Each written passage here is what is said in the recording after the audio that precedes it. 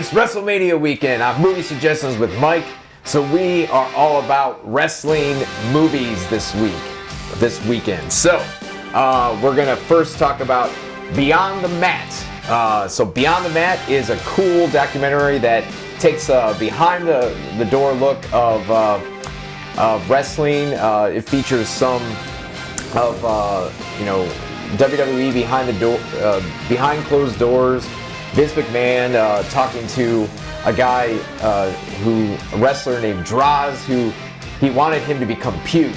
So there's like a scene in the doc where it's like, he's gonna puke. It's pretty entertaining. It's on Netflix. A great film that came out last year.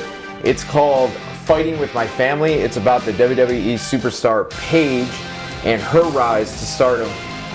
She comes from like a family of wrestlers in the UK, and she ends up getting a tryout in the performance center. And there's cameos by The Rock, amongst others. It's a really entertaining film.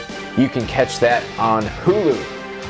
Another thing you can catch on Hulu and Amazon Prime, The Hulkster is in No Holds Barred. I'll be honest, it's kind of a cheesy 80s flick, but I think it's worth your time. You can check that out on Hulu and Amazon Prime. Probably my favorite all-time wrestling movie stars Mickey Rourke, and it's aptly called The Wrestler. And he stars an aging wrestler who was popular in the 80s, who's still trying to kind of get that last bit of his career out there. And this is directed by Darren Aronofsky. Mickey Rourke has probably never been better.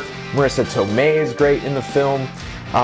It's easily probably the best wrestling film of all time, I must say. And that you can stream via the Starz Network. The last thing we're going to talk about is a locally produced movie, and it's called Powerbomb. And this actually comes out next week on DVD, and it's going to be available to rent on all platforms.